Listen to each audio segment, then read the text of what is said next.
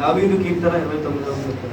దైవపుత్రులారా యెహోవాకు ఆరోపించుడి, ప్రభావ మహాత్మ్యములను యెహోవాకు ఆరోపించుడి.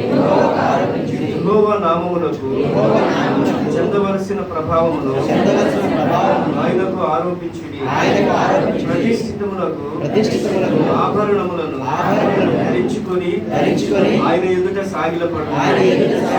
యెహోవా స్వరము జలముల మీద నిలబడుచున్నది. మహిమగల దేవుడు ఉరుము వలె గర్జించుచున్నాడు. మహాజలముల మీద యెహోవా సంచరించుచున్నాడు.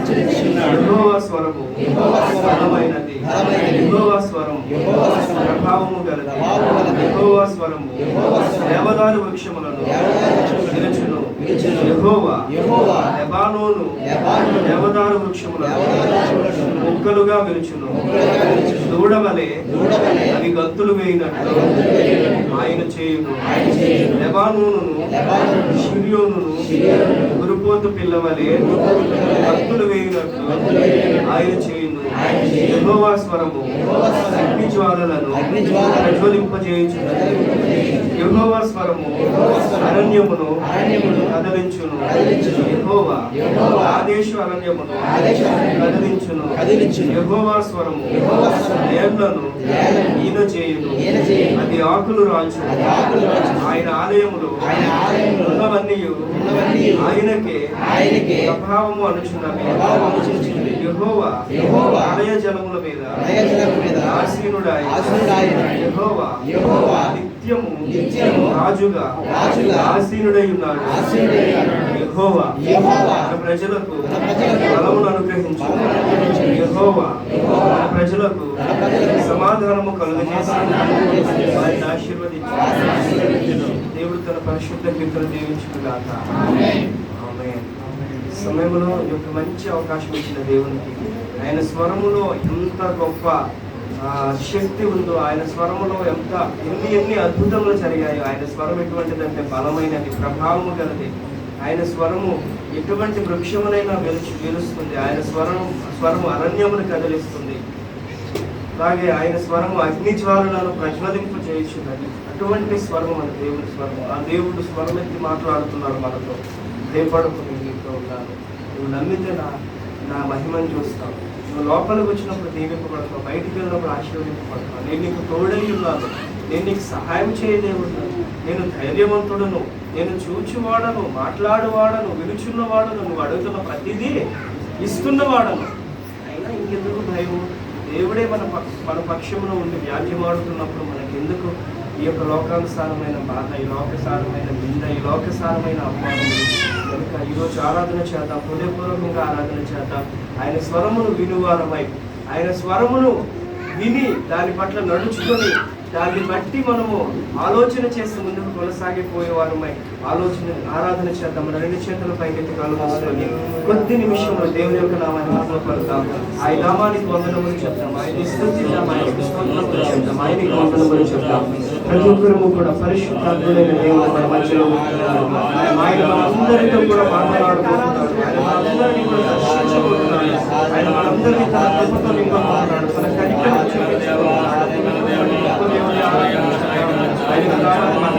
ఆయన స్తుతిద్దాం, స్తోత్రిద్దాం, కొనియాడుదాం, కీర్తిద్దాం, మహిమపరుద్దాం, ఘనపరుద్దాం, స్తోత్రములు చెప్తాం. పరిశుద్ధాత్మమైన దేవుడి ఆరాధన చేద్దాం. ప్రతి ఒక్కరు కూడా రెండు చేతుల పైకి వెళ్తాం, రెండు చేతుల పైకి దేవుని నామాన్ని ఆరాధన చేద్దాం. ఆయన నామమును మహిమపరుద్దాం, ఆయనను స్తుతిద్దాం, స్తోత్రిద్దాం. హల్లెలూయా. దేవుని సన్నిధిలో మద్దతు చూపించొద్దు, దేవుని సన్నిధిలో నిద్రపోవద్దు, అరటిక చూపించొద్దు. ఆయన సన్నిధిలో హృదయపూర్వకంగా మనసారా ఆరాధన చేయి. ఆయన స్వరమును వినాలన్న ఆశతో ఆరాధన చేయి. ఆయన స్వరము నీతో మాట్లాడుతున్నది. ఆయన స్వరముతో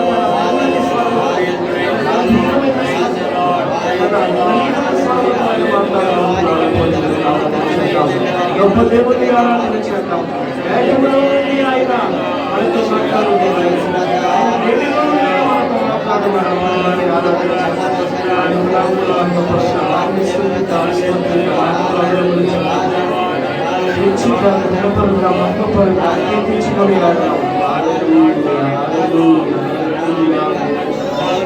రాజా ప్రభుల ప్రభా యేసయ్యా నీకు వందనములు ప్రభువా. యేసయ్యా నిన్ను స్తుతిస్తున్నాము తండ్రి, నిన్ను హెచ్చిస్తున్నాము ప్రభువా, నిన్ను ఘనపరుస్తున్నాము ప్రభువా, నీకే స్తోత్రములు చెల్లిస్తున్నాము.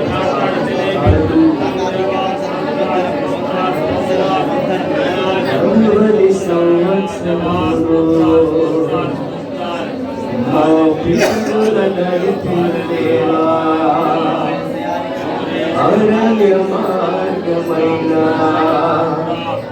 అన్ని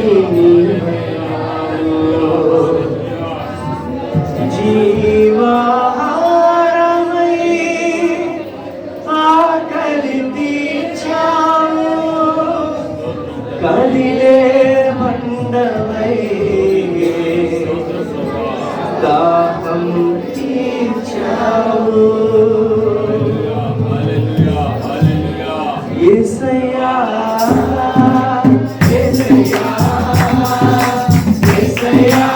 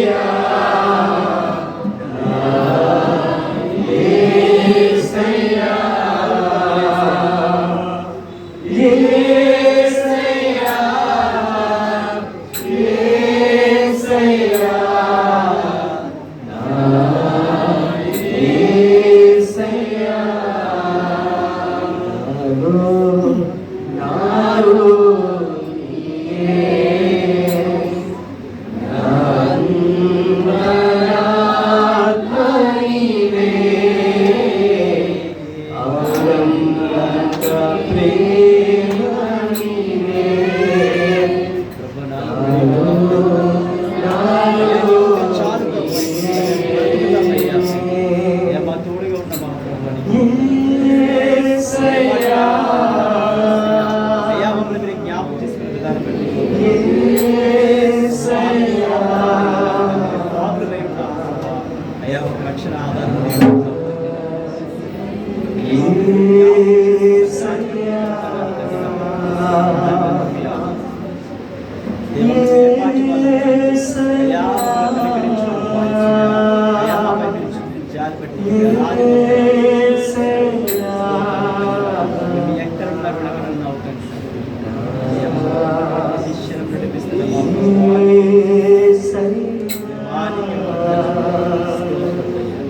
నాలో ఉన్నవాడు నీవయ్యా, అనంత ప్రేమ నీవు.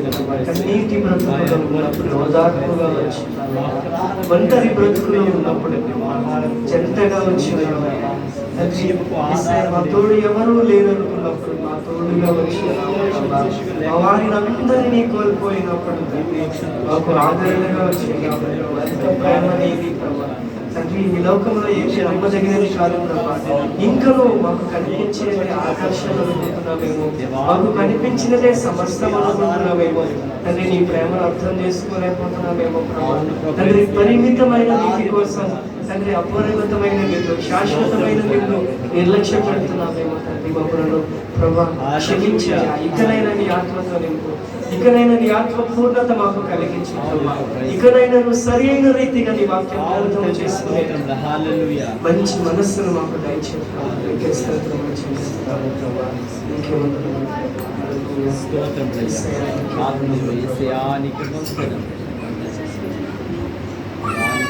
నీవు వినని మనవేది యేసయ్యా,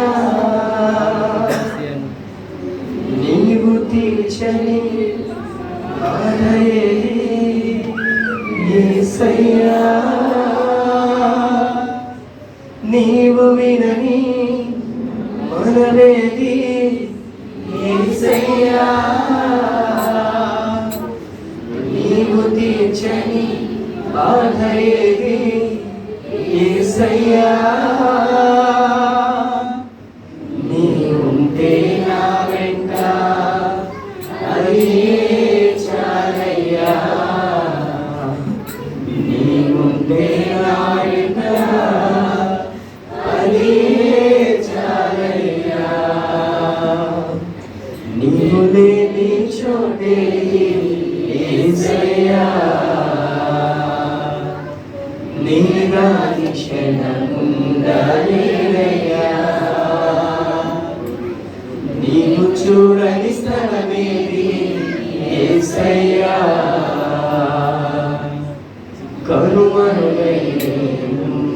కనుమరుగైనయ్యా, కైనీకు క్రూర పగకు బలి అయిన హేబేలు, రక్తము పెట్టిన కేక విన్న దేవుడవు, కుట్రకు గురి అయిన యోసేపు మరణ ఘోష గోతి నుండి విన్న దేవుడవు, చెవియొక్కి నా మొరను యేసయ్యా నీవు వినకుంటే నే బ్రతుకలేనయ్యా, చెవియొక్కి నా మొరను యేసయ్యా నీవు వినకుంటే నే బ్రతుకలేనయ్యా, నీవుంటే నా వెంట అది చాలయ్యా, అనుసారముగా నీవుంటే నాకు అది చాలు ప్రభా.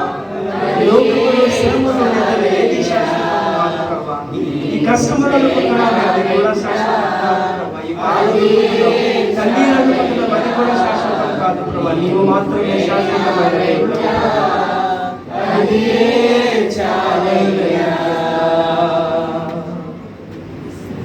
నీ తోడు నీ నీడా యేసయ్యా నాకు లేకుంటే నే బ్రతుకలేనయ్యా,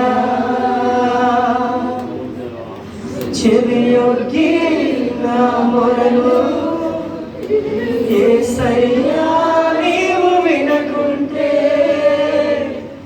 నే బ్రతుకలేనయ్యా, నీవుంటే నా వెంట అది చాలయ్యా, నీవుంటే నా వెంట అది చాలయ్యా.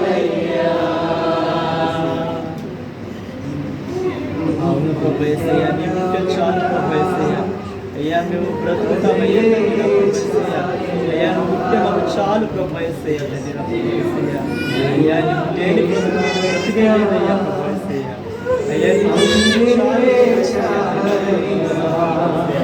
అయ్యా ఈ బ్రతుకుతున్నామంటే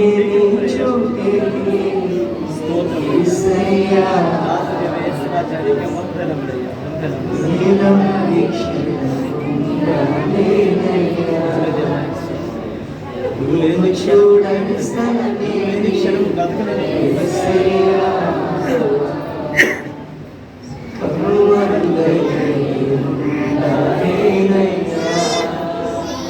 నీవు వినని మనవేది యేసయ్యా నీవు తీర్చని బాధేది యేసయ్యా నీవు వినని మనవేది యేసయ్యా నీవు తీర్చని బాధేది యేసయ్యా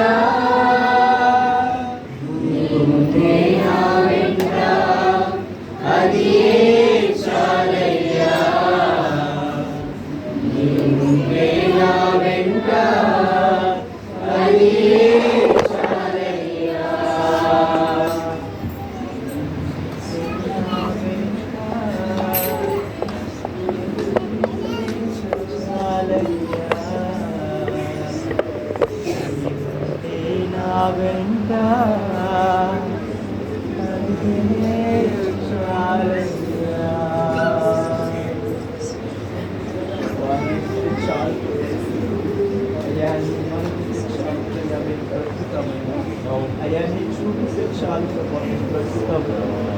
అయ్యా నీవు మాలో ఉంటే చాలు ప్రవహిస్తే అయ్యా మాకు ఆధారం నీవై ఉన్నాము అయ్యా సృష్టికి ఆధారం నీవై ఉన్నాము ప్రాణానికి ఎదుగై ఉన్నాము ఏ పార్టీ వాళ్ళు అయ్యా జ్ఞాపకం చేసుకున్నాము పాపాలు ప్రార్థన చేసి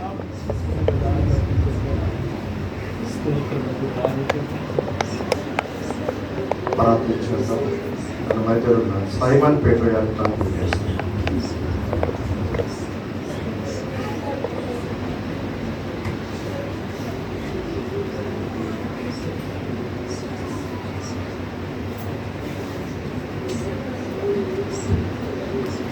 ప్రార్థన చేసుకుందాం. మమ్మల్ని అతి మిక్కులుగా ప్రేమించిన నా యొక్క పరమ తండ్రి, నిన్న నేడు నిరంతరం ఏకరీతిగా వేలాది దూతలతో కొనియాడబడిన నా దేవ, నీకే లెక్కలేని స్తుతులు స్తోత్రాలు చెల్లించున్నాం తండ్రి. నాయన నిన్నటి దినం నుంచి ప్రభా ఈ యొక్క దినము వరకు ప్రభా తండ్రి మమ్మల్ని కాచి కాపాడి ప్రభా నీ యొక్క విశ్రాంతి దినంలో ప్రభా తండ్రి నీ యొక్క మందిరంలో ప్రభా నాయన గడపడానికి ఇచ్చిన ధన్యతను బట్టి వందనాలు స్తుతులు స్తోత్రాలు చెల్లించున్నాను ప్రభా. ఈ యొక్క ధన్యత ప్రభా చూడలేక ప్రభా మాకంటే బలవంతులు ధనవంతులు అనేక మంది ప్రభా మరణించిన వారిని చూస్తున్నాం ప్రభా. ఆయన వారికంటే గొప్పవారు నీతిమంతులకు కాదు గాని కేవలం నీ యొక్క కృప, నీ యొక్క దయా, నీ యొక్క కరుణ, నీ యొక్క జాలిని బట్టి ప్రభా ఆయన మమ్మల్ని ప్రేమించి ప్రభా మమ్మల్ని సజీవముగా ఉంచిన విధానాన్ని బట్టి వందనాలు స్తుతులు స్తోత్రాలు తండ్రి. ఈ యొక్క విశ్రాంతి దినములో ప్రభా తండ్రి నాయనా నీ యొక్క నామాన్ని ప్రభా తండ్రి గణపరచడానికి కృపా కనికరం చూపించండి. నిజమే ప్రభా ఆయన మా యొక్క జీవితాల్లో ప్రభా మీరు చేసిన ఉపకారములను దేనిను మరొక ప్రభా తండ్రి అనుదినము ప్రభా నాయన నీకు కృతజ్ఞతాస్తుతులు చెల్లించినప్పుడు ప్రభా అనేక మంది భక్తులు ప్రభా వారి యొక్క స్థితిగతులను ప్రభా నాయన మీరు చూపి ఉన్నారు ప్రభా.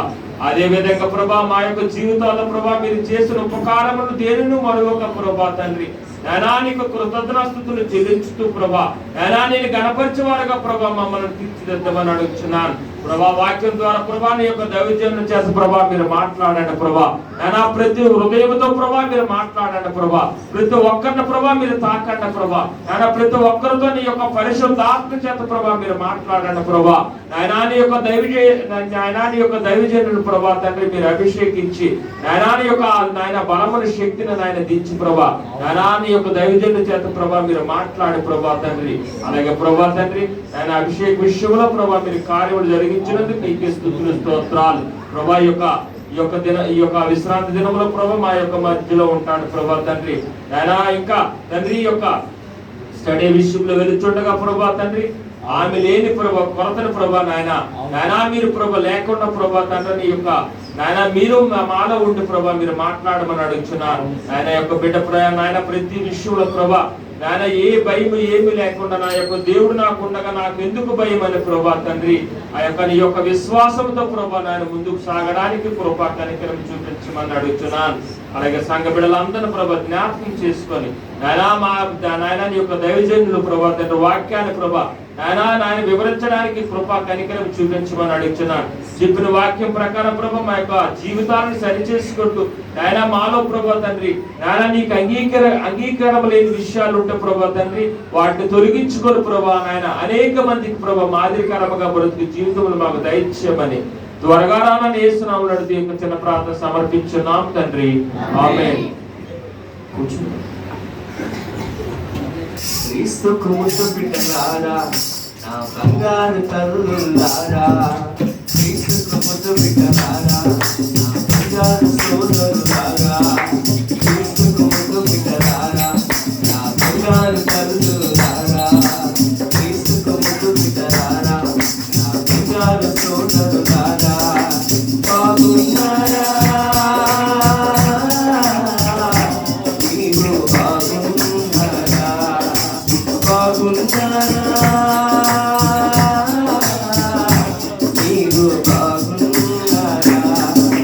విశ్వాసంలో బాగున్నారా, ప్రార్థించడంలో బాగున్నారా, విశేషంలో బాగున్నారా, ప్రభు ప్రేమయందు బాగున్నారా, విశ్వాసంలో బాగున్నారా, ప్రార్థించడంలో బాగున్నారా, విశేషంలో బాగున్నారా, ప్రభు ప్రేమయందు బాగున్నారా, బాగున్నారా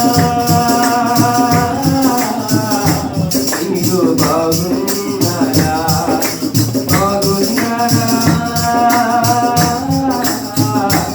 మీరు బాగున్నారా. చెప్పండి.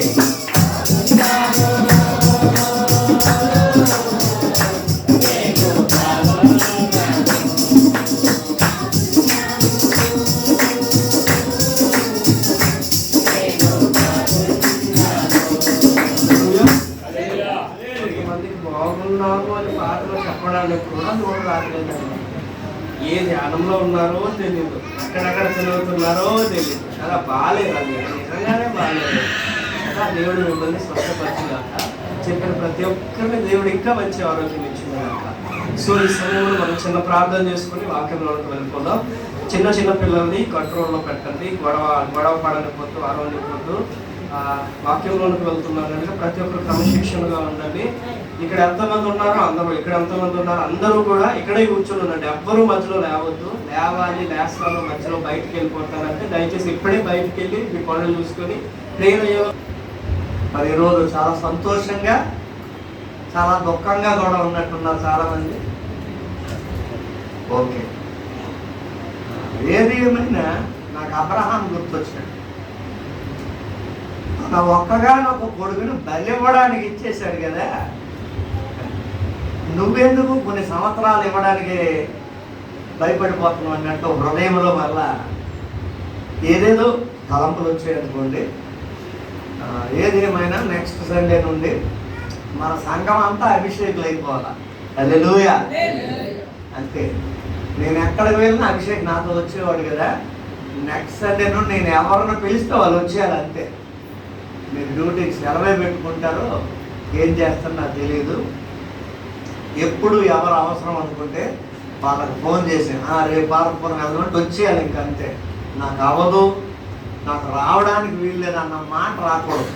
అప్పుడు మీరు కూడా ఒక అభిషేక్ అవుతారు. సంతోషం. మరి 21వ తారీఖు ఉదయం 6 గంటలకి మాకు ఫ్లైట్ ఉంది. 4 గంటలకల్లా అక్కడికి వెళ్ళాలి. 4కి అక్కడ చేరుకోవాలంటే ఎప్పుడు బయలుదేరాలి? 3కి. 8 గంట 6కి అక్కడికి వెళ్ళాలంటే మేము 5కి బయలుదేరాలి, 4కి లేవాలి బుధవారం. కనుక ప్రార్థనలో జ్ఞాపకం చేసుకోండి. క్షేమంగా వెళ్ళి గురువారం క్షేమంగా వెళ్ళి అభిషేకం అక్కడ అప్పచెప్పి అక్కడ అన్నీ ఒకసారి చూసేసి మరలా మేము క్షేమంగా వచ్చేటట్టు మీరు అందరూ ప్రే చేయండి. సోమ, మంగళ, బుధ ఈ 3 దినాలే ఎవరు ఫోన్లు చేయాలన్నా కావాలన్నా అభిషేకం కలవచ్చు, మాట్లాడవచ్చు. మీతో కూడా కొన్ని విషయాలు చెప్పినప్పుడు అవి కూడా మీరు వినొచ్చు. కాబట్టి ఈ విషయాలన్నిటి కొరకు బలంగా ప్రార్థన చేయండి. నెక్స్ట్ సండే నుండి ఎవరు వాడబడతారంట? ఎవరండి? దహించు అగ్ని. చప్పట్లు కొడతాం. ప్రభు ఎక్కిన ఆత్మ చేత అగ్ని చేత నింపి వాడుతాడు అనగా ఆ అవకాశం ఇవ్వడానికి ఈ బాబుకి ఆ అవకాశం ఇచ్చాడు. అది కేవలం దేవుని కృప అంతే. ఓకే, మంచిది. మనమైతే ఒక దేశం నుండి మరొక దేశం వెళ్తే దూరం అయిపోయాము, కనబడలేదు, మాట్లాడలేదు అని బాధపడతాం కదా. పరిశుద్ధాత్మ దేవుడు అంటున్నాడు, ఎన్ని దేశాలున్నా ఎన్ని రాష్ట్రాలున్నా ఎక్కడున్నా నేనుంటాను కదా, నువ్వు లేకపోతే ఏమి. ఇప్పుడు నాతో మాట్లాడు. హల్లెలూయా. దేశాలన్నీ ఆయన స్వాధీనంలో ఉన్నాయి, రాష్ట్రాలు ఆయన స్వాధీనంలో ఉన్నాయి, పర్వతాలు, కొండలు, సముద్రాలు ఆయన. నువ్వు లేకపోయినా నేను ఉంటాను కదా. మనం ఎక్కడున్నా ఎవరుంటారు? మనం ఉండం. ఇప్పుడు అభిషేక్ డెఫినెట్గా వెళ్ళొచ్చు, మనం ఉండం. ఎవరుంటారు? సంకీర్తన తమిళనాడు వెళ్ళొచ్చు సేవకి, మనం ఉండం. ఎవరుంటారు? ప్రిస్కిల్లా సౌత్ ఆఫ్రికా వెళ్ళొచ్చు, మనం ఉండం. ఎవరుంటారు? సైమన్ పీటర్ గారు మరొక దేశం వెళ్ళొచ్చు, ఎవరుంటారు? అశాశ్వతమైన మనకంటే శాశ్వతమైన దేవుడు తోడుండడం చాలా గొప్ప విషయం. కనుక మనం ధైర్యంగా, నెమ్మదిగా, సమాధానముగా ఉండాలని కీర్తన ఇప్పుడు చదువుకున్నాం కదా, ఒకసారి తెరవండి. 29వ కీర్తనలో చివరి చరణం చదవండి. యెహోవా తన ప్రజలకు బలమును అనుగ్రహించును. యెహోవా తన ప్రజలకు సమాధానము కలుగజేసి వారిని ఆశీర్వదించును. దేవుడు తన ప్రజలకు ఫలమును అనుగ్రహిస్తాడు, తరువాత సమాధానం కలుగజేసి ఆశీర్వదిస్తాడట. ఆ సమాధానములోనే ఉన్నది నెమ్మది, సుఖము, సంతోషము, ఆనందం. అదే నూతన నిబంధనలో అపోస్తులైన పౌలు గారు తిమోతికి 2 పత్రికలు రాస్తూ, అందులో మొదటి పత్రిక 2వ అధ్యాయం 1-2 వాక్యాలు, 3 వాక్యాలు కూడా చదవచ్చు. మనము ఇక్కడ మనము అనే లిస్టులో నేనున్నాను, అభిషేక్ ఉన్నాడు, మీరు కూడా ఉన్నారు. భూమి మీద ఉన్న ప్రతి మనిషి ఆ యొక్క లిస్టులో ఉన్నాడు.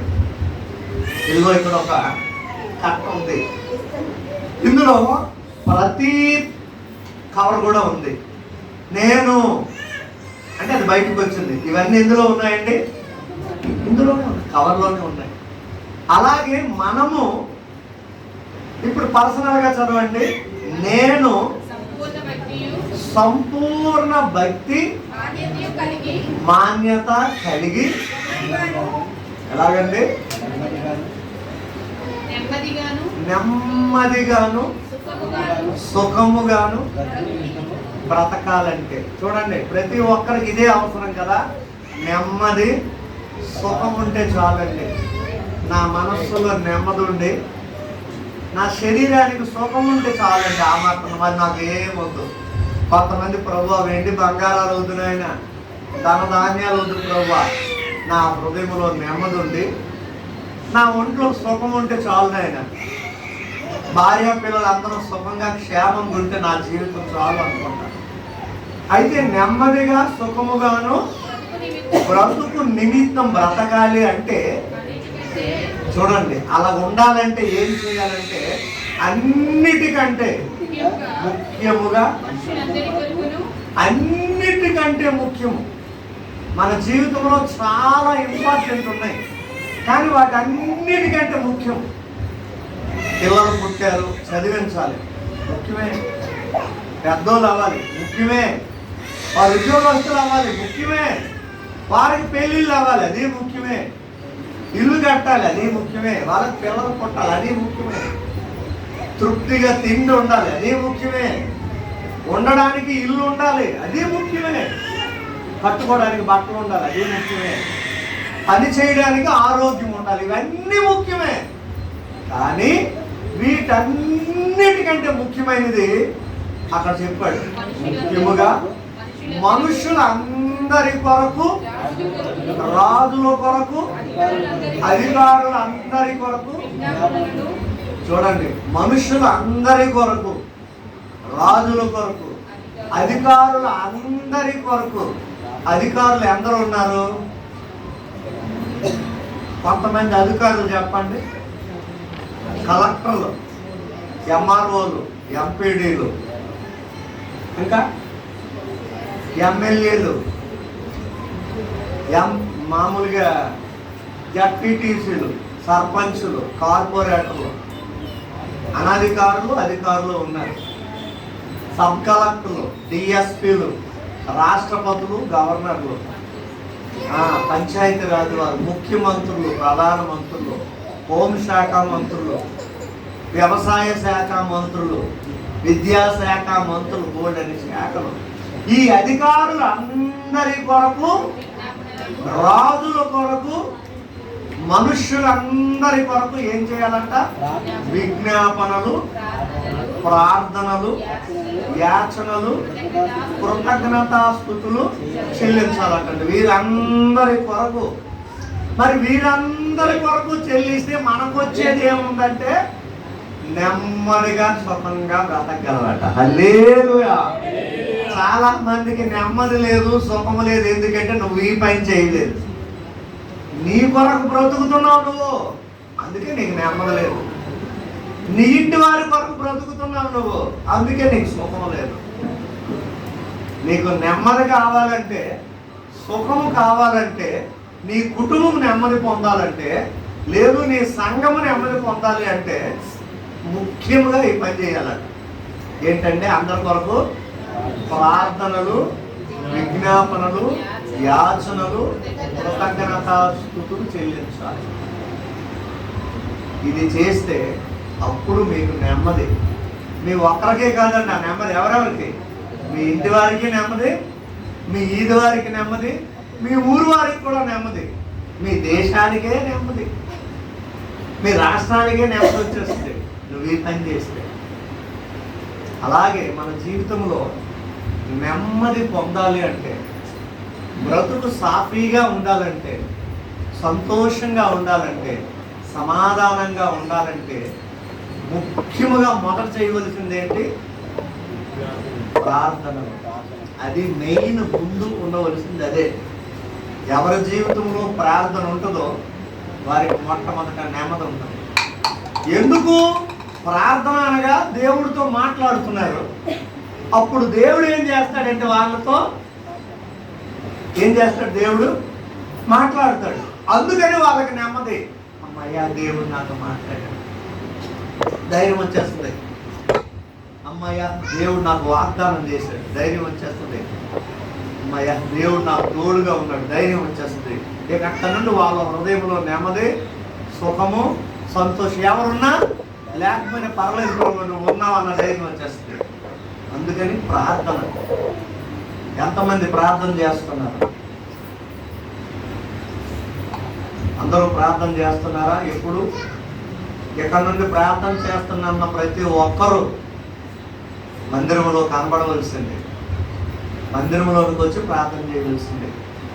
నువ్వు ఇంటి దగ్గర చేస్తున్నావు లేదు నాకు తెలియదు, ఇక్కడ నుండి మాత్రం ప్రతి ఒక్కరు మందిరంలోకి వచ్చి ప్రార్థన చేయవలసిందే.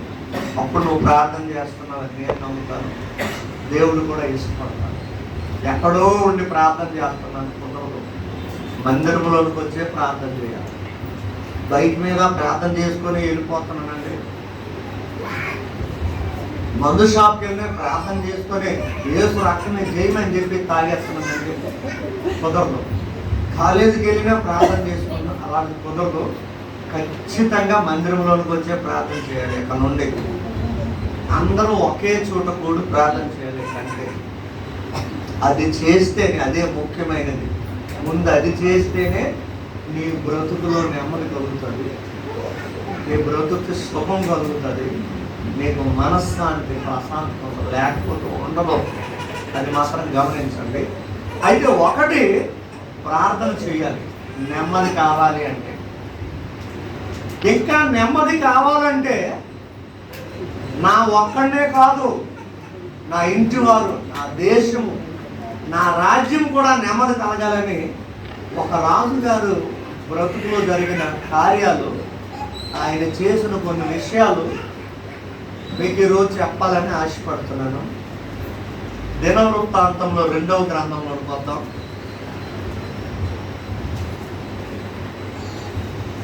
దినవృత్తాంతములు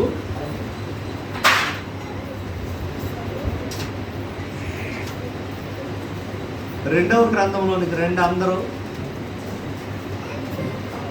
వేగున లేచి మరి మంచిగా ప్రిపేర్ అవడానికి దేవుడు భాగ్యం ఇచ్చాడు ఈ గ్రంథాన్ని పట్టుకొని. ఇక్కడ తన రాజ్యము నెమ్మదిగా ఉండాలని, తన సైనికులు నెమ్మదిగా ఉండాలని, తన భార్య బిడ్డలు నెమ్మదిగా ఉండాలని ఇక్కడ ఒక రాజు గారు కొన్ని పనులు చేశారు. మనము కూడా అవి చేయగలిగితే, మనకు ఎగ్జాంపుల్ ఈయన, మనం కూడా నెమ్మదిగా ఉండగలం. 2వ దినవృత్తాంత గ్రంథం 14వ అధ్యాయము 1-2 వాక్యాలు చదువుతారా?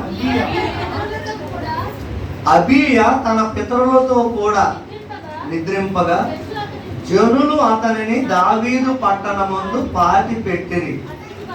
అతనికి బదులుగా అతని కుమారుడైన ఆశ రాజాయను. ఇతని దినములలో దేశము 10 సంవత్సరములు నెమ్మది పొందెను. హల్లెలూయా. జాగ్రత్తగా గమనిద్దాం. ఆశ, ASA, ఆశ. ఆశ అంటే వైద్యుడు అని అర్థం అంటండి. నేను ఉదయాన్నే డిక్షనరీ చూశాను. ఈ ఊరండి ఆశ అంటే అర్థం ఏంటంటే వైద్యుడు. ఆశ వైద్యుడు. ఈయన ఎవరు అంటే అబీయాకు కుమారుడట. యోధా రాజుల్లో 3వ వాడు. సొలొమోను పరిపాలనప్పుడు రాజ్యము 2గా విభజింపబడింది. అంతవరకు ఒకటే రాజ్యము. ఇశ్రాయేలీయుల్ని సౌలు పరిపాలించాడు 40 సంవత్సరాలు. తర్వాత దావీదు పరిపాలించాడు 40 సంవత్సరాలు. తర్వాత సొలొమోను పరిపాలించాడు 40 సంవత్సరాలు. సొలొమోను తరువాత రాజ్యము 2 గ్రూపులు అయిపోయింది. ఎందుకు అయిపోయిందంటే సొలొమోను బహు భార్యలు కలిగిన వాడు అయిపోయాడు. ఆయన భార్యలు ఎక్కువ మంది అయిపోయారట. ఎంతమంది భార్యలు? 1000 మంది భార్యలట. దేవుడికి ఫోన్ చేసి అడగండి, ప్రభువా ఒక్క సొలొమోను ఫోన్ అయినా, సొలొమోనా ఏంటయ్యా నీ సంగతి 1000 మంది చేసుకో. ఈ భార్యలు ఏం చేశారంటే భక్తుడైన ఈయన్ని విగ్రహాల వైపు తిప్పేశారట. జాగ్రత్త, పెళ్లి కాని యవనస్తులు, అబ్బాయిలు జాగ్రత్త. భార్యలు ఏం చేశారంటే సొలొమోను విగ్రహాల తట్టు మనసులు తిప్పేశారట. అందుకే అవిశ్వాసులు చేసుకోకండి. ఆవిడికి KGHలో జాబ్ ఉన్నా, DSP కొడుకు కూతురైనా, ముఖ్యమంత్రికి మనవరాలైనా విశ్వాసం కాని వాళ్ళు చేసుకోకండి. మహాభక్తుడు కొడుకు దావీదంటే నా ఇష్టానుసారుడైన మనుషుడు అన్నాడు దేవుడు. అలాంటి భక్తుడికి పుట్టిన సొలొమోను పరిస్థితి చూడండి ఏమైంది. దేవుడు జ్ఞానం అడిగితే ప్రపంచంలో ఎవరికీ లేనంత జ్ఞానం ఇచ్చేశాడు. మందిరం కట్టడానికి గొప్ప కృపనిచ్చాడు. ప్రపంచ చరిత్రలో దేవుని మందిరం ఎవరు కట్టారంటే దావీదు కుమారుడైన సొలొమోను. ప్రపంచంలో అన్ని శాస్త్రాలు రాసింది ఎవరంటే మహాజ్ఞాని అయిన సొలొమోను. ప్రపంచం అంతటినీ చదవగలిగిన వాడు ఎవరంటే సొలొమోను. ప్రపంచంలో సొలొమోను అంత చదవగలిగిన వ్యక్తి ప్రపంచ చరిత్రలో ఒక్కడు లేడండి. డాక్టర్ బిఆర్ అంబేద్కర్ గారు కూడా చదువుకోలేదు. వీళ్ళు ఎవరు చదవలేనంత చదువు చదివేశాడు. అన్ని శాస్త్రాలు చదివేశాడు. ప్రపంచాన్ని చదివేశాడండి.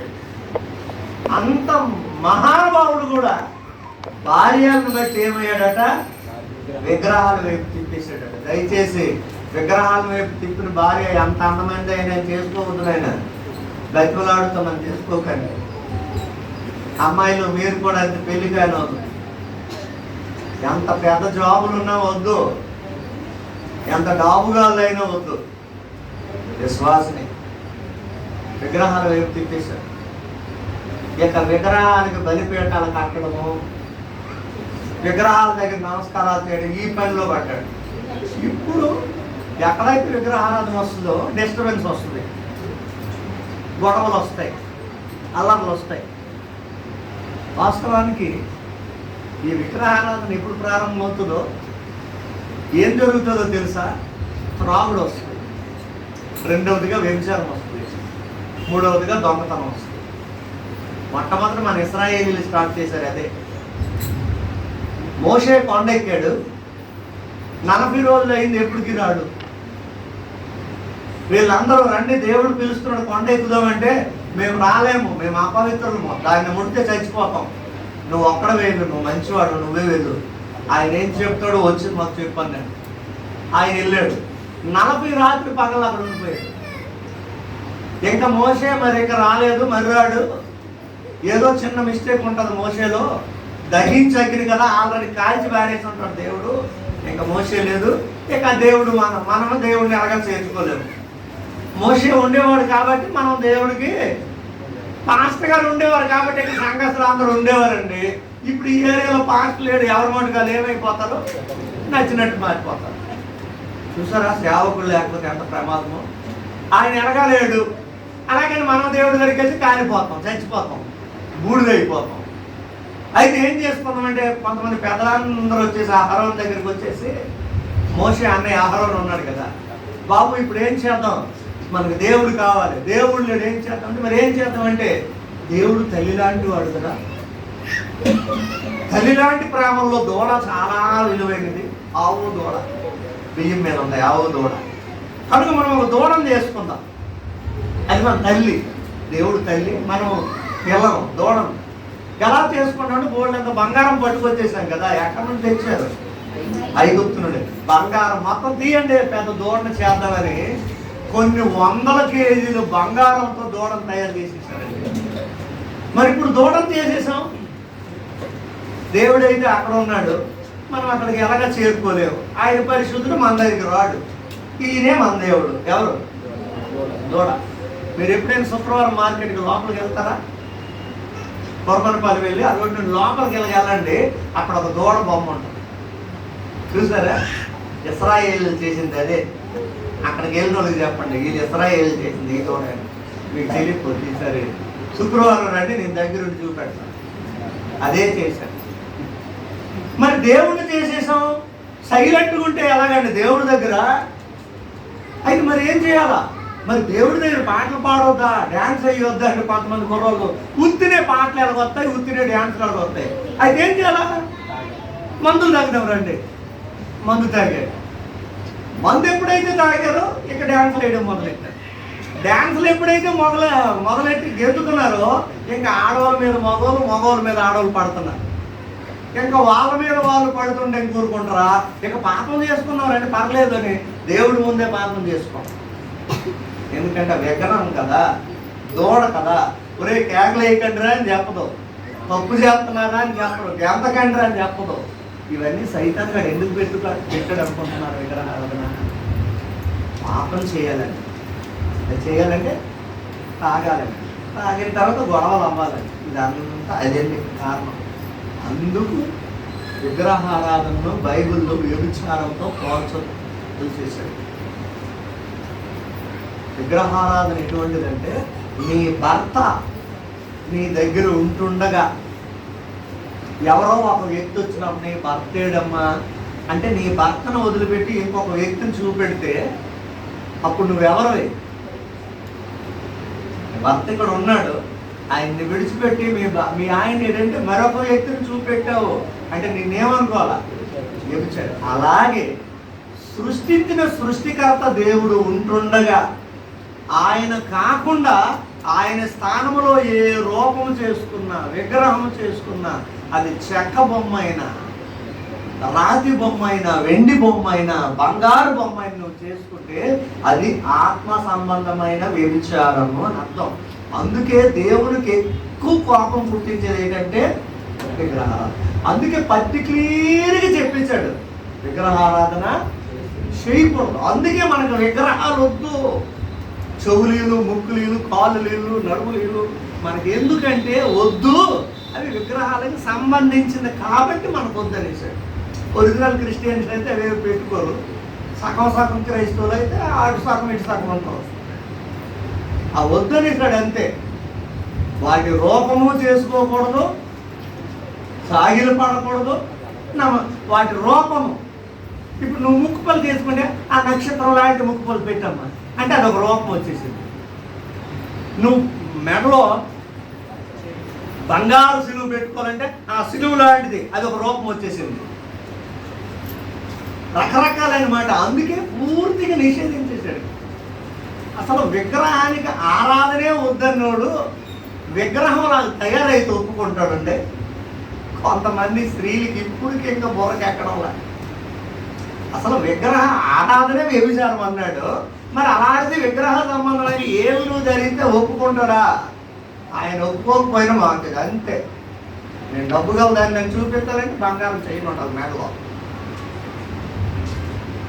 డబ్బు గలవాడు నేను చూపించాలంటే ఎవరు తొడగలేని బట్టలు నేనే తొడగాలి. అందుకే యూనిఫామ్. విగ్రహారాధన అంత ప్రమాదకరమైనది. అందుకని సొలొమోను ఎప్పుడైతే విగ్రహాలతో తిప్పేశారో ఇక రాజ్యం రెండు గ్రూపులు అయిపోయింది. ఇశ్రాయేలీలు, యూదులు. ఇశ్రాయేల్ గోత్రాలు ఎన్ని? 12లో 10 గోత్రాలు అప్ సైడ్ అయిపోతే 2 గోత్రాలు అప్ సైడ్ అయిపోయి యోధా గోత్రంలో యోధా రాజులు వేరైపోయారు, ఇశ్రాయేల్ రాజులు వేరైపోయారు, డివైడ్ అయిపోయారు. ఆ యోధా రాజుల్లో 3వ రాజు పేరే ఆశ. ఇప్పుడు నేను అతని గురించి చెప్తున్నాను. ఆశ అంటే అర్థం ఏమని చెప్పాను? ఏం పేరు? ఏమండి ఇంగ్లీష్లో ఏమంటారు? డాక్టర్, వైద్యుడు. ఆయన పేరు అదండి. సొలొమోను వంశంలో నుండి వచ్చిన మహానుభావుడు. అయితే ఈయన పరిపాలనలో రాజ్యము 10 సంవత్సరాలు నెమ్మదిగా ఉందట. 10 సంవత్సరాలు 10 సంవత్సరాలు పరిపాలన చేస్తే నెమ్మదిగా ఉందట. గొడవలు లేవటండి, అల్లర్లు లేవటండి. 10 సంవత్సరాలు పెళ్ళయి 10 సంవత్సరాలు అయింది, మాకు అసలు గొడవలే లేదు అన్నో చేతులు ఎత్తండి. మ్యారేజ్ డేట్ రాకముందే 4 సార్లు కొట్టేశాడండి. మ్యారేజ్ డేట్ రాకముందు 5 సార్లు వాళ్ళ అమ్మాళ్ళ ఇంటికి వెళ్ళిపోయిందండి. గోల్డ్ అనమాట. ఒక ఊర్లోనైతే రిజిస్టర్ మ్యారేజ్ చేశారు 12:24 నిమిషాలకి. 12:52 నిమిషాలకి అదే స్టేజ్ మీద విడాకులైంది. Christian marriage. ఎంత గొప్పగా ఉన్నారో మన మహానుభావులు చూడండి. అందరూ ఆశ్చర్యం. అంటే చిన్న మాటగానే డిస్కస్. 10 సంవత్సరాలు రాజ్యం మొత్తం నెమ్మదిగా ఉందట. ఈ చక్రవర్తి పరిపాలనలో, ఈ రాజుగారి పరిపాలనలో ఎందుకు ఆ విధంగా ఉంది ఏంటో చూద్దాం. 2వ వాక్యం చదవండి.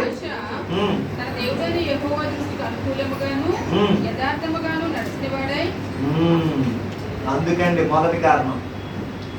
రాజ్యము అంత నెమ్మదిగా ఉండడానికి 10 సంవత్సరాలు అంత మంచిగా ఉండడానికి కారణం ఏంటంటే ఈ రాజుగారంట ఎలా ఉన్నాడండి?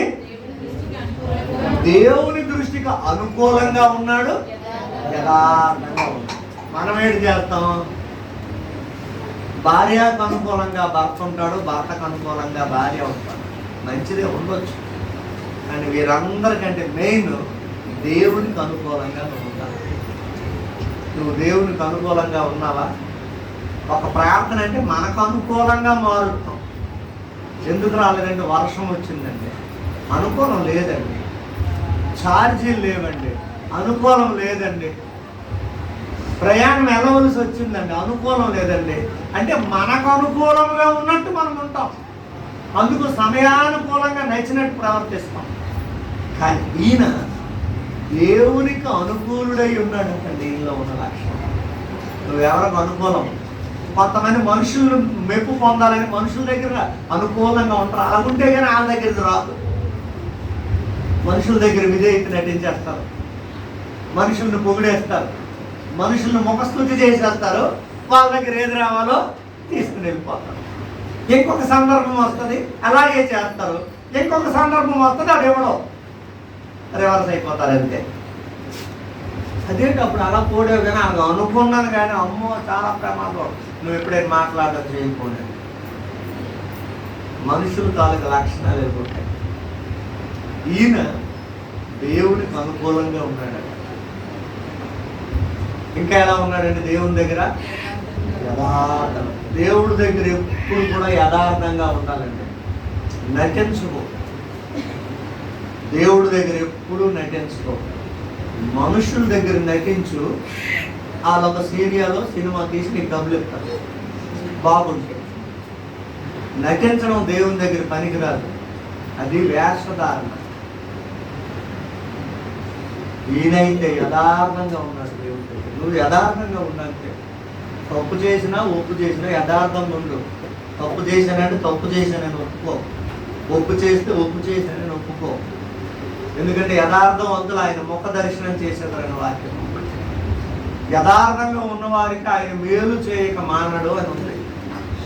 యథార్థవంతులు తేజరిల్లుతారట, వెలిగిపోతారట. నువ్వు యథార్థంగా ఉండాలి. ఈయన యథార్థంగా ఉన్నాడండి, అందుకని 10 సంవత్సరాలు రాజ్యం ఎలా ఉందట? అబ్బా నెమ్మదిగా ఉందట. 3వ వాక్యం చదవండి.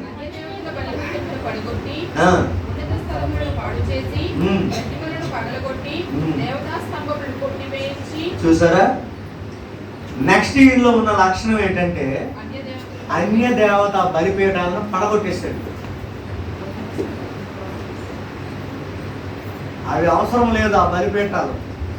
అంతకు ముందు రాజులు అవి కట్టారు. యోధా రాజులు అయి ఉండి, దైవ సంబంధమైన రాజులు అయి ఉండి అన్య దేవతలకు బలిపీఠాలు కట్టారు. ఉదాహరణకి అనుకుందాం, వైఎస్ జగన్మోహన్ రెడ్డి గారు మన రాష్ట్ర ముఖ్యమంత్రి గారు క్రైస్తవుడు అంటున్నారు. ఒరిజినల్గా ఆయన క్రైస్తవుడు అయ్యి ఉంటే, ఉదాహరణ అంటే ఇది రాష్ట్రానికి సంబంధించింది, అలాగే మనం చెప్పలేము. ఒక రాజ్యం అనుకోండి, ఆ నాయకుడు అయిన వాడు దైవభక్తుడు అయి ఉంటే దేవునికి భయపడి దేవుడు చెప్పిన విధంగా పరిపాలన చేయాలి. కానీ కొంతమంది రాజులు ఆ రోజులు ఏం చేసేవారంటే దేవుడు చెప్పింది ఒకటి, వీళ్ళు చేసింది. అంటే మనుషులకు అనుకూలంగా ఉండి మనుషుల దగ్గర మెప్పు పొందుకొని చచ్చిపోతుండేవారు. మనుషులు పొగిడేవాళ్ళు కానీ దేవుడు మాత్రం వాళ్ళని ఆశ్రయించుకుండేవారు. కానీ ఈ యోధ 3వ రాజు అయిన ఈయన మాత్రం అలా చేయలేదు. అన్య దేవత బలిపీఠములను పడగొట్టేశాడు. అంటే దేవునికి ఇష్టం లేని బలిపీఠాలు ఏమైనా ఉంటే పడగొట్టేశాడు. అలాగే నీ లోపల కూడా దేవునికి ఇష్టం లేనివి ఏమైనా ఉంటే అవి పగలగొట్టే, కాల్చిబడే. నీ లోపల దేవునికి ఇష్టం లేనిది ఏది ఉంది అది నీకు తెలుసు. దేవుడికి ఇష్టం లేనిది ఏముందో నీకు తెలుసు, తెలిసి చేస్తున్నావు ఆ పని. ఉదాహరణకు నువ్వు ఆలస్యంగా రావడం దేవునికి ఇష్టం అండి, కానీ నువ్వు చేస్తున్నావు, అది పగలగొట్టేయాలా. దేవుని సన్నిధికి వచ్చి ప్రార్థన చేయకుండా నోరు మూసుకొని ఉండడం దేవునికి చెప్పాలంటే అది పనికిరాదు, దాన్ని పగలగొట్టేయాలా. దేవుని సన్నిధికి వచ్చి పాటలు పాడకుండా నోరు ఉపయోగించకుండా మౌనంలో అలా ఉండిపో దేవుని చెప్పమా, అలాంటి మౌనం అనే బలిపీఠాన్ని పక్కన కొట్టేయాలి. అలాగే దేవునికి ఇష్టం లేనిది ఏది నీలో ఉన్నా దాన్ని ఏం చేయాలా? పక్కన తీసిపడేయాలంటే. ఏది నీలో ఉంది దేవునికి ఇష్టం లేనిది? దక్షిణాయుడు దేవునికి ఇష్టం లేనిది నీలో ఏముంది? మందు తాగడం మానేశాడు. అంటే ఆయనలో మందు ఉండేదట, ఇప్పుడు పక్కన కొట్టేశాడు, మానేశాడు. Very good. అలాగే నేను పర్టికులర్గా అడగలేదు, కానీ మీకు మీరు చెక్ చేసుకోండి. దేవునికి ఇష్టం లేనివి ఏవైనా నీళ్ళు ఉంటాయి పగలు కొట్టే. అబ్రహాం కూడా బలిపీఠాలు కట్టాడు. ఎలా కట్టాడు? దేవుని పేరట బలిపీఠం కట్టి ప్రార్థన చేసేవాడు. దైవ సంబంధమైన బలిపీఠంలో కట్టు. నీ ధనము కూడా దైవ సంబంధమైన కార్యాలే ఖర్చు పెట్టు. లోక సంబంధమైన వేస్ట్గా వ్యర్థంగా పాడు చేసి, అది కూడా ఒక రకమైన అన్యదేవత బలిపీఠం లాంటిది. వృధా ఖర్చులు కూడా. చాలామంది వారికి ఉన్న ధనాన్ని పాడు చేస్తున్నారు. మేము విగ్రహారాధన చెయ్యము, కానీ విగ్రహ సంబంధమైన వాటికి ప్రోత్సాహపరుస్తాం అంటూ ఇండైరెక్ట్గా సహాయాలు అందించిన వాళ్ళు చాలామంది ఉన్నారు. నువ్వు ఆరాధన చేయక్కర్లే, అందుకు ప్రోత్సహిస్తున్నావు అంటే నువ్వు కూడా అందులో పాలుపంపులు పొందగట్టే. జాగ్రత్త. రెండవదిగా ఆయన చేసిన పని, అన్య దేవతలు బలిపీఠాలన్నీ దేవునికి ఇష్టం లేనివన్నీ పడగొట్టి తీసి బాల్చి తుడిపేశాడు అంతే. ఇంకా ఈయనలో ఉన్న లక్షణం చూద్దాం. ఆ 15వ అధ్యాయం 2వ వాక్యం దగ్గరికి రండి. మీరందరూ నా మాట వినుడి. మీరు యెహోవా పక్షము వారైన యెడల ఆయన మీ పక్షమున ఉండును. మీరు ఆయన యొక్క నిత్యార్థన చేసిన యెడల ఆయన మీకు ప్రత్యక్షమగును. రైట్. మూడవదిగా దేవుని యొక్క విచారణ చేసేవాడట. ఏదైనా సమస్య వస్తే ఎక్కడికి వెళ్ళిపోయేవాడట? మన సమస్యను పరిష్కరించేవాడు ఉన్నాడు కదా. ఎక్కడేం చేస్తాం? పదండి. సమస్య వచ్చిందని మనలో మనం కొట్టుకుంటే, మనలో మనం తన్నుకుంటే సమస్య క్లియర్ అవ్వదు. ఈ సమస్య క్లియర్ చేయడానికి, మన సమస్యలు అర్థం చేసుకోవడానికి మన దేవుడు ఉన్నాడు. పదండి అక్కడికి వెళ్దాం. దేవుని సన్నిధికి వెళ్తే అక్కడ ఎవరు ఉంటారు? ఏమండి? దేవునికి ప్రతినిధి ఎవరు ఉంటారు అక్కడ? దైవజనుడు ఉంటాడు. పదండి అక్కడికి వెళ్ళిపోదాం. ఈ రోజుల్లో కూడా నీకు సమస్య వచ్చిందని ఎక్కడికో పారిపోక దేవుని సన్నిధికి పరిగెట్టు. అక్కడ ఒక దైవజనుడు ఉంటాడు. ఆ దైవజనుడి దగ్గర ఒక చట్టం ఉంటుంది, అనగా బైబిల్. ఈ సమస్యకు బైబిల్ ఏం చెప్తుందో చెప్పండి అని అడగాలి. అందుకే యేసు ప్రభు వారు ఒక ఊర్లో బోధ చేయడానికి వెళ్ళినప్పుడు, ఆ ఊర్లో వ్యభిచారం మందు పట్టబడిన ఒక ఆవిడని పట్టుకున్నారు. ఈవిడని ఏం చేయాలా? రాళ్ళతో కొట్టి ఊర్లో చంపకూడదు, ఊరు బయటికి తీసుకొస్తున్నారు. అలా ఇంతలోగా ఆయన అక్కడ బోధ చేస్తున్నారు. ఒక్క నిమిషం ఆగండి ఇక్కడ అడుగుతాం. ఏం చెప్తాడు? బాధకుడా, నీ బోధ ఆపి, మోషే మాకు చెప్పాడు వ్యభిచారం మందు పట్టబడిన వాళ్ళని రాళ్ళతో కూడా చంపాలి. మేము చెప్పడానికి రెడీగా ఉన్నాం. ఇదిగో మా గ్రంథం కూడా ఉంది, మా చట్టము, ఈ ధర్మశాస్త్రము, మా నాయకుడు మోషే మాకు అలా చెప్పాడు. మరి ఇప్పుడు నువ్వు వచ్చావు. మోషేకి యేసు ప్రభుకి మధ్యలో ఇంచుమించు 4000 సంవత్సరాల చరిత్రలు ఉన్నాయి. 4-5,000 సంవత్సరాల చరిత్ర. ఇప్పుడు నువ్వు వచ్చావు, నువ్వేం చెప్తావు చెప్పు? బోధ చేస్తున్నావు కదా. ఈయన్ని అడిగారు. మోషే అలాగే చెప్పాడా? మీకు చట్టం కూడా ఉందా? మరి మీరు చట్టాన్ని నమ్ముతారు, మోషేని నమ్ముతారు. ఆయన చెప్పినట్టు చేయండి అనేసాడు అనుకోండి. మరి అలాంటప్పుడు మళ్ళీ నువ్వెందుకు ఇక్కడ బోధ చేయడానికి వచ్చావు? మాకు చట్టం ఉంది కదా, మళ్ళీ నువ్వు కావాలి వెళ్ళిపో. అలాగే చెప్తే, ఒకవేళ మోషే చెప్పిన మొత్తం రాంగ్, నేను మోషే కంటే గొప్పోడిని, మోషే ప్రవక్త అంతే, నేను దైవ కుమారుడును, అలా కొట్టకూడదు, ఆపండి అని చెప్పాడు అనుకో. మా మోషేను ధర్మశాస్త్రాన్ని నువ్వు ఇన్ని మాట్లాడుతావు, ఆ రాలేదు ఇచ్చి ఈయన్ని కొట్టేద్దాం, చంపేద్దాం అంటే మరి ఏం చెప్పాలి? కొన్నిసార్లు మనకు కూడా ఎలాగా ఉంటుంది కదా, అటు భార్య ఇటు తల్లి. అక్కడ ప్రశ్న, తెల్లా పెళ్ళమా? అటు భర్త ఇటు తండ్రి. తండ్రి ఏమో రా మన ఇంటికి వెళ్ళిపోతా ఉంటారు, భర్త ఆగుతావా లేదా అంటాడు. తండ్రా భర్త. అటు అక్క చెల్లి, చెల్లి ఏమో మన వాట మనకు రావాలి, నాకు సపోర్టివ్, ఇద్దరం కలిపి అక్క జుట్టు పీకేసమంటారు. అక్క అంటది నువ్వు నాకు సపోర్ట్ ఇస్తే నా జాబ్లో వచ్చిన శాలరీ నీకు ఇస్తాను. ఇప్పుడు అక్క చెల్లె అడకత్తిరా అంటారు కదా కొన్నిసార్లు. అలాగే మనం కూడా కొన్నిసార్లు ఇరికిపోతాం కదండి. కొన్నిసార్లు సంఘాల్లో ఎలాగైపోతాం తెలుసు. పాస్టర్ గారిలో కీర్తి, ఈ కీర్తి గొడవలు ఆడు, ఇద్దరు కీర్తిలే. ఆ కీర్తికి సపోర్ట్ చేస్తే ఈ కీర్తి అంటది విజయవాడ నుండి వచ్చినా నాకు సపోర్ట్ చేసేది. ఆ కీర్తి అంటది ప్రతి వారం టీ తెచ్చి 2 సార్లు ఇస్తున్నాను, నాకు సపోర్ట్ చేయలేదు. ఇప్పుడు సేవకుడు మధ్యలో ఇరికిపోతాడు. యేసు ప్రభువునే ఇరికించాలన్న లోకము నిన్ను నన్ను ఇరికించదండి, సింపుల్గా ఇరికించేస్తారు. జాగ్రత్త. అందుకే గొడవల మధ్యలో మీరు దూరకండి, 2 వినండి, ఫేస్ టు ఫేస్ పెట్టి మాట్లాడండి. ఎప్పుడు ఒక్కరి మాటలు మాత్రం మీరు వినకండి. అడకత్తిరిలో పెట్టారు యేసు ప్రభువుని, నిన్ను కూడా అలాగే పెడతారన్న. జాగ్రత్త. భర్తలారా కొన్నిసార్లు మీరు ఇలా ఇరికిపోతారు.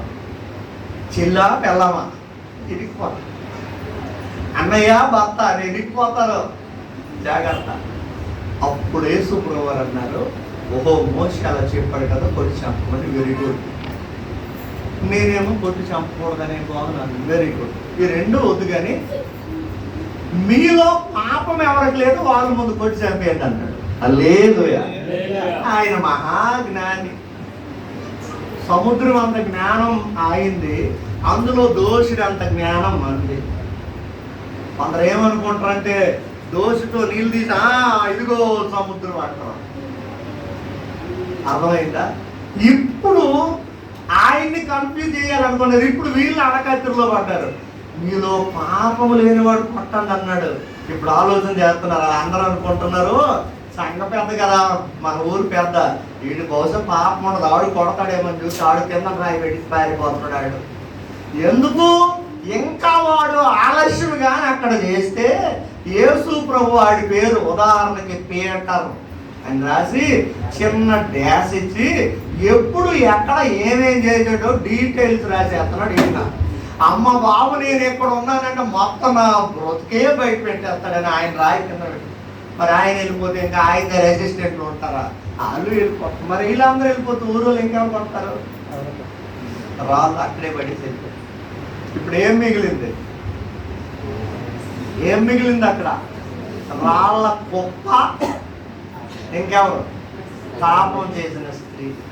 ఒక్క మనుషులు లేడు. నిన్ను తీర్పు తీర్చడానికి ఒక్కడు ఉండడు చివరికి. అలాగే నిన్ను బాగు చేయడానికి చివరి వరకు నీతో ఒక్కడు ఉండడు. నీకు జవాబు ఇవ్వడానికి ఒక్కడు ఉండడు. ఎదురుగా యేసు ప్రభువే ఉన్నాడు, ఈవిడ ఉందంటే. హల్లెలూయా. నెక్స్ట్ సండే నుండి అభిషేక్ సలహాలు ఇవ్వడానికి అక్కడ డాడీ ఉండడు, చెల్లి ఉండదు, సంఘం ఉండదు. ఎవరుంటారు? ఆయన ఒక్కడే ఉంటాడు. ఫైనల్ చివరి వరకు ఉండేది ఆయనే. అర్థమైందా? ఇప్పుడు ఈయన అడిగాడు, అమ్మా ఎవరు నీకు శిక్ష విధించలేదా అని. ఇప్పుడేమన్నది? 5 అక్షరాలు, లేదు ప్రభువా అన్నది. హల్లెలూయా. ఈయనేమంటుంది? ప్రభువా. ప్రభువు అంటే అర్థం ఏంటండి? ప్రభువు అనే మాటలో నుండే ప్రభుత్వము అనే మాట వచ్చింది. ప్రభుత్వము అనగా ప్రభువు మాట అని అర్థం అండి, ఇంకేదో కాదు. గవర్నమెంట్ అంటే దాని అర్థం ప్రభువు మాట అంతే. లేదు ప్రభువా అన్నాడు. అనింది ఆవిడ. అప్పుడు ఆయన అంటాడు, నేను నీకు శిక్ష. వాళ్ళెవరు శిక్ష విధించడానికి అర్హత లేని వాళ్ళు. నాకు అర్హత ఉంది, కానీ నేను కూడా నీకు శిక్ష అని చెప్పి ఒకే ఒక్క ఆజ్ఞ చెప్పాడు ఆవిడకి. ఇన్ని ఆజ్ఞలు చెప్పలే. ఇక పాపము చెయ్యకు అన్నాడు, అంతే. హల్లెలూయా. ఇక అంతే, ఆ ఒకటే. ఈరోజు నీకు నాకు కూడా దేవుడు ఇస్తున్న ఆర్డర్ అదే, ఇక పాపము అంతే. ఏదైతే పాపము అనిపిస్తుందో అది చెయ్యకు. నీ మట్టుకు నువ్వు ఉరి తీసుకోవడం పాప పుణ్యం. నిన్న మేము కారులో వస్తుంటే ఒక జనాలు ఉండి తోటలో ఏంటి ఎక్కడ ఉంటే అక్కడ పాపం ఎవరో అతడు ఉరి తీసుకున్నాడు. ఏమైందో పాపం, మరి ప్రేమలో ఓడిపోయాడు, తాగేశాడు, ఏమైందో తెలియదు. జనాలు కుప్పలు ఉన్నారు, అంబులెన్స్ పోలీసులు ఏంటంటే అయ్యో ఎవరో ఉరి తీసుకున్నారండి. మాతో బొగ్గులో ఒక యవనస్తుడు ఉన్నాడు, చూసి భయపడిపోతున్నాడు. అమ్మో అక్కడ ఎవరో ఉరి తీసుకున్నారు.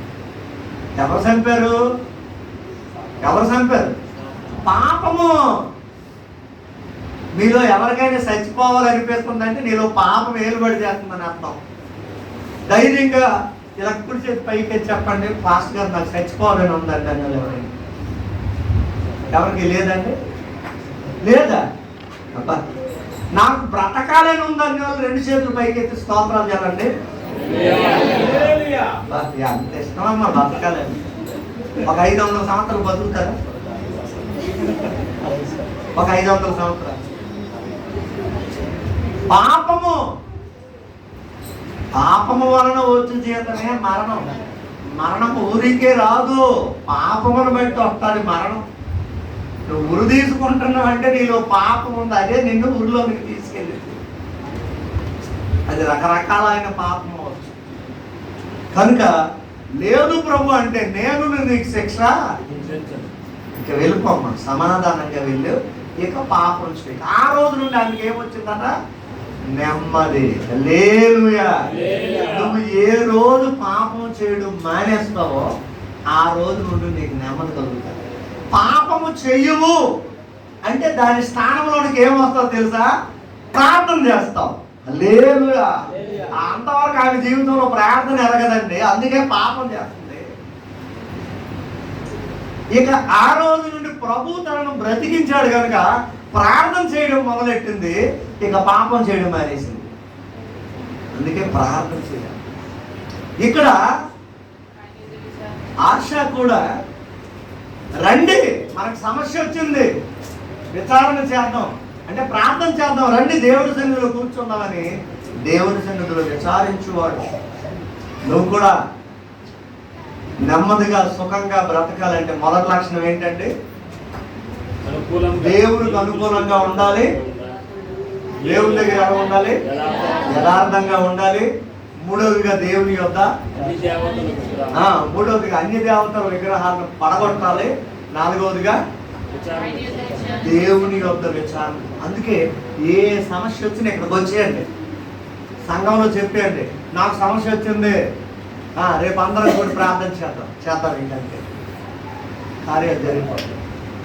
ఇంకా ఇదే అధ్యాయంలోనే కొన్ని లేఖనాలు వెతుకుతాం చూడండి. 15వ అధ్యాయమే 3వ వాక్యం చదవండి. నిజమైన దేవుడైనను ఉపదేశము చేయు యాజకులైనను ధర్మశాస్త్రమైనను చాలా దినములు ఇశ్రాయేలీయులకు లేకుండా పోవును. తమ శ్రమ యందు వారి ఇశ్రాయేలీయుల దేవుడైన యెహోవా యొద్దకు మళ్ళుకొని ఆయనను వెతికినప్పుడు ఆయన వారికి ప్రత్యక్షమాయెను. చాలండి, చాలు చాలు చాలు చాలు. వారిని గద్దిస్తున్నాడండి. ఏం చేస్తున్నాడంటే మనం మామూలుగా మన శక్తి సామర్థ్యాలు చూపెడితే ఇక్కడ కార్యం జరగదు. కానీ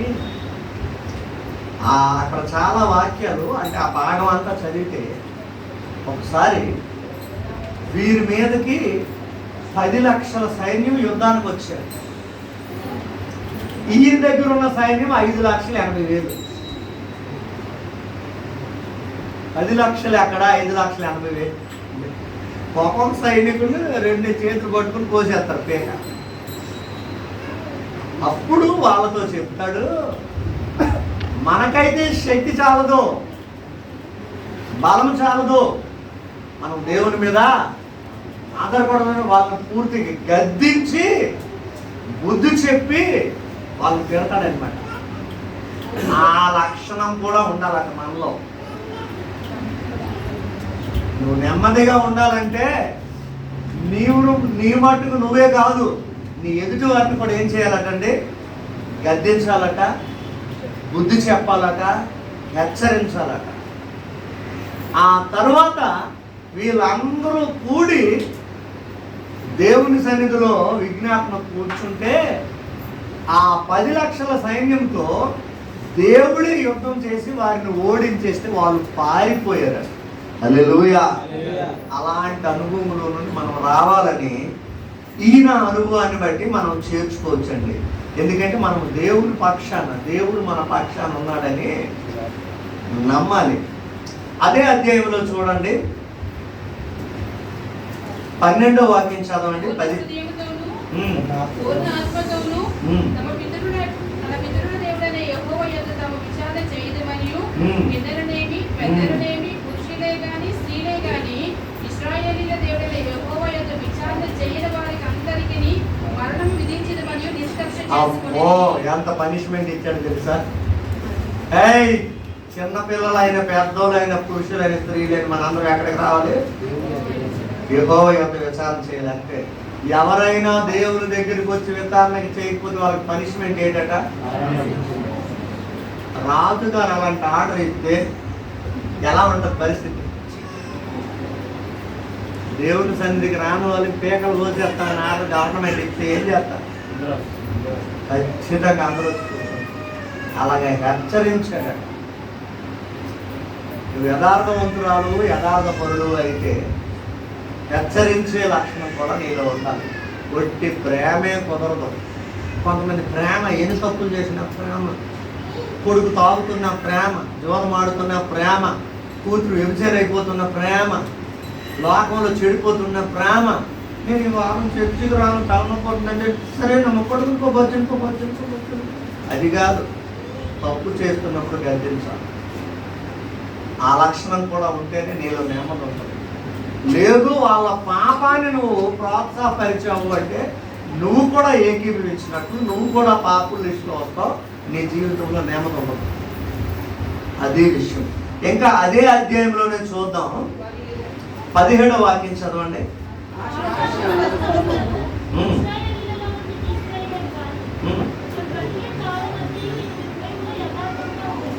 అబ్బా,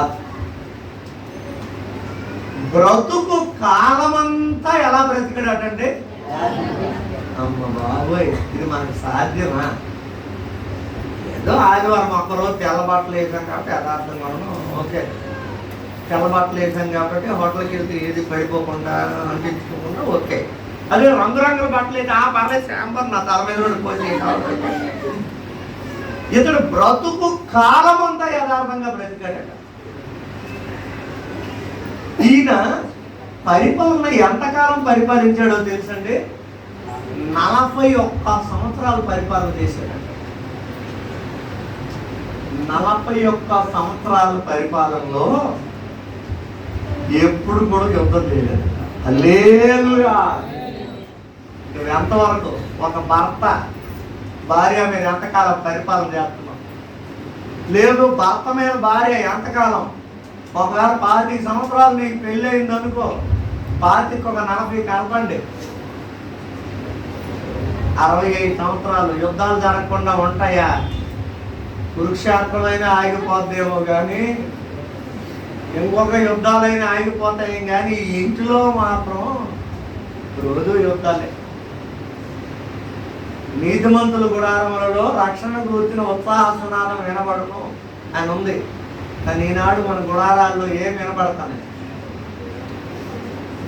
అంది మొహం దాన, ఒక్క మూతోడా, నువ్వు ఎద్దురంటే నువ్వు గాడిదు, నువ్వు అలాగంటే ఇలాగ అప్పుడు వీపు వాసిపోద్ది సార్, అటువంటి బొక్క మీద పడిపోద్ది. ఎప్పుడు యుద్ధాలే. అసలు మనుషుల జీవితమే యోగు 7:1 అంటాడు, నరుని కాలము భూమి మీద యుద్ధ కాలము కాదా. ఎప్పుడు యుద్ధాలే, పోరాటాలే. ఈ పోరాటాలన్నీ దేని నుండి వస్తున్నాయంటే యాకోబు 4:1 చదవండి. మీలో యుద్ధములు పోరాటములు దేని నుండి వస్తున్నాయి? మీ అవయవములలో పోరాడు నీ భోగేచ్ఛుండియే కదా. మీరు ఆశించుచున్నారు కానీ దొరకలేదు, నరహత్య చేస్తున్నారు కానీ సంపాదించుకోలేరు, యుద్ధము చేయరు కానీ దేవుని అడగన మీకు ఏది దొరకదు. ఇదే 15వ అధ్యాయము చివరి వాక్యం కూడా చదవండి.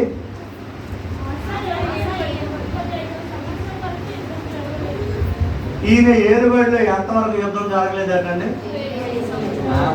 35 సంవత్సరాలు యుద్ధం చేయకుండా ఎలాగ రాజ్యం నిలబడుతుందండి? ఒక కుటుంబం నిలబడాలంటే ఎన్ని యుద్ధాలు, ఎన్ని గొడవలు, ఎన్ని అల్లర్లు. అలాంటిది ఒక రాజ్యాన్ని కాపాడుకున్నాడంట 35 సంవత్సరాలు యుద్ధం జరగకుండా.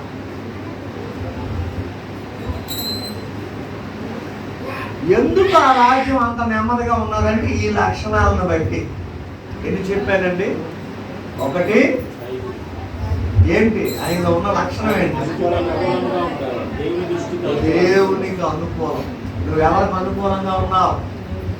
ఒకవేళ మనుషులకు అనుకూలంగా ఉంటే అది మర్చిపో. మనుషులు ఎంతకాలం నీతో ఉండరు. నువ్వు దేవునికి అనుకూలంగా. దావీదు కూడా దేవునికి అనుకూలుడై సుబుద్ధి కలిగి ప్రవర్తించేవాడు. అందుకే దేవుడు ఆశీర్వదించేశాడు. ఇదే అనుకూల సమయం, ఇదే రక్షణ దినమన్నాడు. దావీదు ఎలా ఉన్నాడంట? యథార్థంగా ఉన్నాడు. యథార్థమైన ప్రవర్తన. దావీదేనా ఇప్పుడు చెప్తున్నాను? ఆశ ఎలా ఉన్నాడు? యథార్థత కలిగి ఉన్నాడు. ఇంకా ఆయనలో ఉన్న లక్షణం ఏంటి? అన్ని దేవతలు. దేవునికి ఇష్టం లేనివి ఏమున్నా తీసి పడేశాడు. నెక్స్ట్ ఆయనలో ఉన్న గుణం ఏంటి? దేవుని యొక్క అంతే. ఏ సమస్య వచ్చినా ఎక్కడికి వెళ్ళి కూర్చుండేవాడండి? ఎక్కడికో పారిపోకండి. కొంతమంది సమస్యలు వచ్చాయి. వైజాగ్లో ఉండి సమస్య వస్తుందని బెంగళూరు వెళ్ళిపోతాడు. అక్కడ సమస్య వచ్చిందని ముంబై వెళ్ళిపోతాడు. అక్కడ సమస్య వచ్చిందని అమెరికా వెళ్ళిపోతాడు. అక్కడ నుండి అటు వెళ్ళిపోతాడు ఆకాశం. నువ్వు ఎక్కడికో పారిపోతే సమస్యలు తీరవండి. నువ్వు ఎక్కడున్నావో అక్కడే ఉండు. నీ దేవుని దగ్గర కూర్చో, సమస్య క్లియర్ అయిపోతుంది. హల్లెలూయా. మీలో ఎవరిలోనే ఏమైనా సమస్యలు ఉన్నాయా? అమ్మా సమస్యలు ఉన్నాయా? రాధమ్మ గారు ఏమైనా సమస్యలు ఉన్నాయా? ఉంటే దేవుని దగ్గరికి వచ్చి కూర్చోండి, సమస్యలన్నీ క్లియర్ అయిపోతాయి. నెక్స్ట్ ఈయన లక్షణం ఏంటి? ఈయన ఉండడమే కాకుండా వారిని కూడా హెచ్చరించేవాడు. దేవుడు మన పక్షమున ఉన్నాడు, మనం దేవుడి పక్షాన ఉందాం రండి. దేవుడే శత్రువులతో యుద్ధం చేస్తాడు, మనకెందుకు భయం అని వారిని గద్దించేవాడు, హెచ్చరించేవాడు, బుద్ధి చెప్పేవాడు. ఒక్కడ ఉన్నందుకు తన రాజ్యమే నెమ్మదిగా ఉందటండి. హల్లెలూయా. ఈయనకి సపోర్ట్ 100 మంది లేరు, ఒక్కడే. మరి ఆయన సైన్యమే 5,80,000 మంది ఉంటే మరి ఆ రాజ్యంలో జనాలు ఎందరు ఉంటారండి? మన ఇండియా సైన్యం ఎంత ఉన్నారు ఎవరికైనా తెలుసా? మన భారతదేశానికి ఆర్మీ, నేవీ, ఎయిర్ ఫోర్స్ ఎవరికి తెలీదా? అయితే నాకు కూడా తెలియదు. ఫర్ ఎగ్జాంపుల్ విశాఖపట్నం జనాభా 30 లక్షలు అనుకోండి. ఈ 30 లక్షల జనానికి సెక్యూరిటీ ఎంత ఉన్నారండి అంచనా?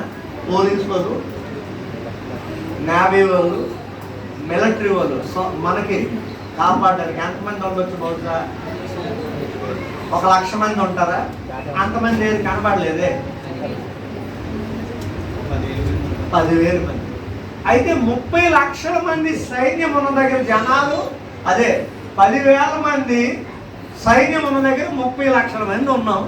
మరి ఆయన దగ్గర సైన్యమే 5,80,000 మంది ఉంటే మరి ప్రజలందరూ ఉంటారు. అంత మందిని కూడా కాపాడుకున్నాడట ఒక్కడు. హల్లెలూయా. నువ్వు ఒక్కడు నీ ఇంటిని కాపాడుకోలేవా? నువ్వు ఒక్కరితో నీ తల్లిని, తండ్రిని, నీ భర్తను కాపాడుకోలేవా? ఒక్కడు. మనమంట నేను ఒక్కడిని ప్రార్థన పడతానండి, అందుకే రాలేదు. ఏం బాబు రాత్రి ప్రార్థన? నేను ఒక్కడినండి, భయమండి, మా ఆవిడ తోడొస్తే వద్దు అంటే ఒక్కడే జరిగిపోయింది. నేను ఒక్కరితోనండి రాలేదండి. నేను దత్తి రూపమని పాస్టమ్మ గారి ఇంటికి వెళ్ళాం. తిరిగి వచ్చేస్తున్నప్పుడు ఫోన్ చేసి, అయ్యగారండి మేము ప్రేయర్కి వెళ్తుంటే, ఎవరంటే పాప నేను వెళ్తున్నాం. డ్రైవింగ్ ఎవరంటే పాపే చేసి, ఎక్కడికంటే పక్కూరు.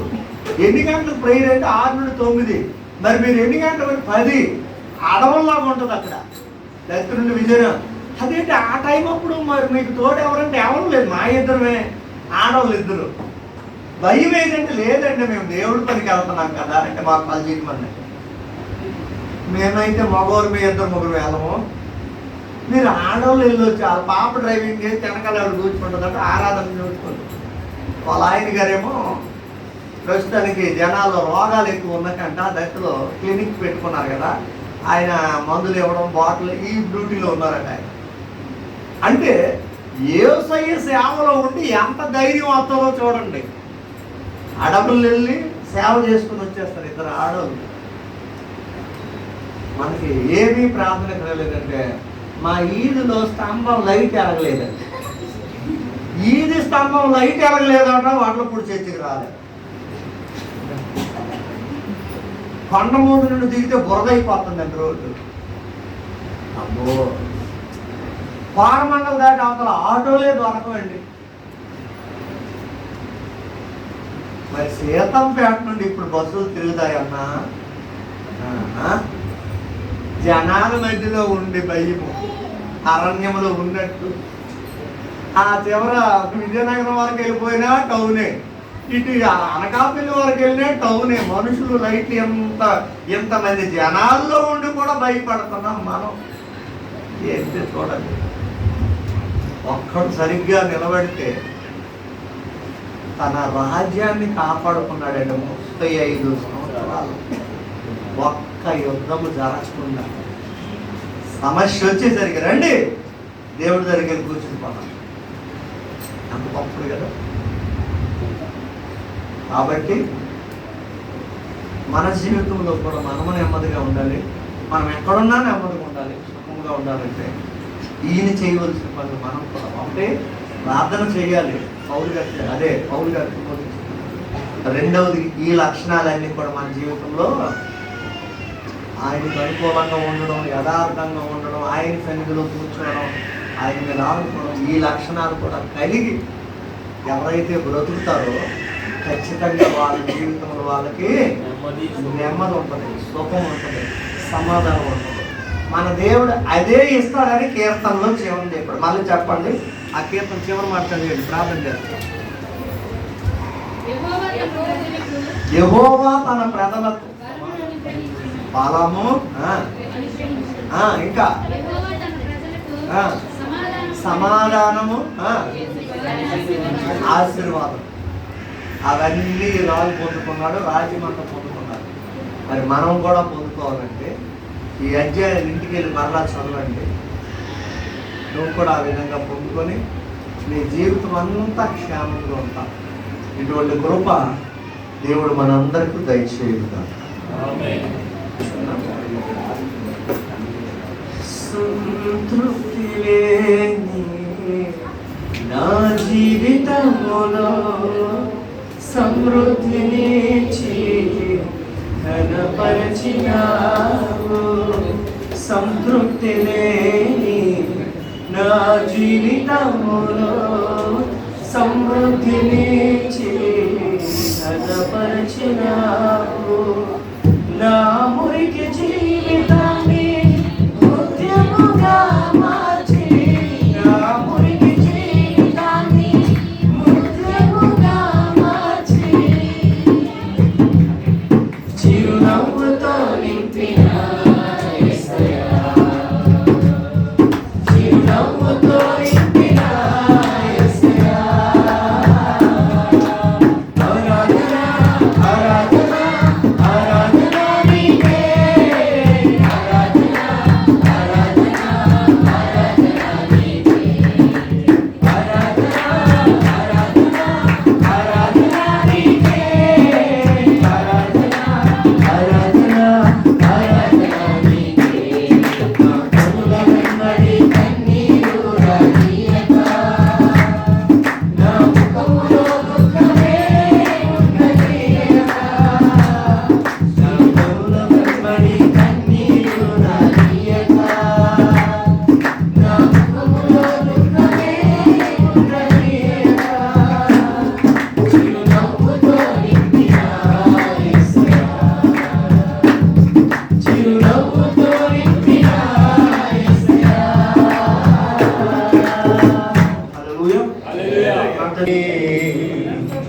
ప్రార్థన చేద్దామండి.